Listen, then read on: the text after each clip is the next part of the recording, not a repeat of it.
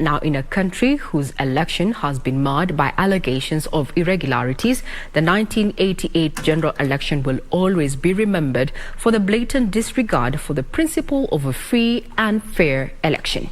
Tonight on History in Perspective, we take in a look at the incident that is most credited with impacting Kenya's push for return of multipartism 6 years after Kenya formally became a one-party state, the MLOLONGO voting system of 1988.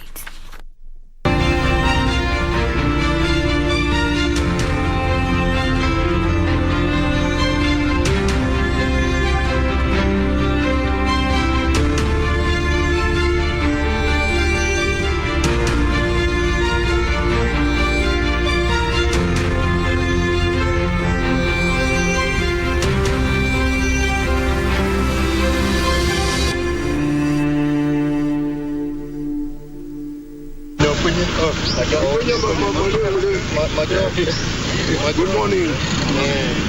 Taking a trip back to the early 80s, a time when the then President Daniel Arap Moi was consolidating power, having taken over the country's leadership after the demise of founding President Mzee Jomo Kenyatta in 1978. Ali expected to instill a democracy-oriented political space in Kenya once he took office. Moi would take a different direction and personalize power during his reign. My ambition is to see Kenyans live and move forward happily. More so, the ruling party KANU arguably considered itself superior to parliament, using its disciplinary powers to bar its critics from participating in elective politics. The elections that we witnessed when Kenya attained independence in 1963, they were all very well carried out democratically, and they came up with the popular winners that particular time. And that came along all the way through up to 1988. Based on this premise, coupled with a number of significant factors during the 1980s, President Moi, through Parliament, would in the 1988 general election introduce the MLOLONGO voting system, where voters literally lined up behind photographs of their preferred candidates. Earlier on, I think Moi was terribly disappointed with the 1982 attempted military coup. He thought there are some people who he really trusted, and they had let him down by being involved in the attempted military coup. That was 1982. But the next election of 1983 went on very, very, very well. There were no problems whatsoever. But come 1988, there came up the infamous MLOLONGO system. Why it was decided? It was going to be carried by a queuing system. He's a Democrat, and so he wants people to be thrown out democratically, which he would have organized. So he had organized that. Some people will go.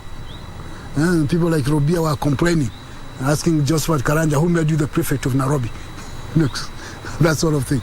So the image thing, when you are supreme and you want to do things or get things done your way, you come up with a device. So the people who came up with the MLOLONGO device thought they were doing something very good and very intelligent. Had they asked, they would have been told you are messing up, because it will boomerang on you. And it boomeranged very badly. During the primaries ahead of the 88 elections, candidates who obtained at least 30% of the total number of votes recorded in each constituency won the ticket to vie on a KANU ticket. Furthermore, candidates who got more than 70% of the votes during the nominations were automatically declared the sole candidate, loosely translating to the said candidate winning the general election. What you have is Moi consolidating his base by eliminating anyone who may have had problems not thinking. Because he told people to stop thinking the presidential prerogative. The vice president. Yeah, in Odaya. He was supposed to lose in Odaya. And so when you saw the returning officer, who used to be the DC, that he was going to announce, he grabbed the microphone and said, rigging requires what? Intelligence. Yes, that's how it came up. He just grabbed. Otherwise, had it been announced that he had lost, that would have been whatever it was. So he was quick enough to grab the microphone and just make a law. So of course they had to cool down. The outcome, as expected, would see KANU win all 188 seats in Parliament, with Moi being the sole candidate in the presidential election, winning a second term in power. I remember my late friend, Honorable Jenga Karume, a man I highly respect, a man I carry with a lot of dignity because he was a great man. It was said and declared that his own farmhand in a coffee estate he owned had defeated him in the MLOLONGO system. Jenga Karume was defeated by his own farmhand in his coffee estate. When the man was found, he said, no, I never participated in the elections. In any case, Mheshimiwa Jenga Karume is my boss, is my employer. How can I even be bold enough to oppose him? However, with massive irregularities being witnessed, critics in form of dissenting voices in the political arena, as well as the clergy and the citizenry alike, would condemn the election as a sham, triggering the clamour for the return of multi-party politics, spearheaded by, among others, Jaramogi Oginga Odinga and Kenneth Matiba. In 1990, the late Matiba and Charles Rubia said, enough is enough. We must have a multi-party system.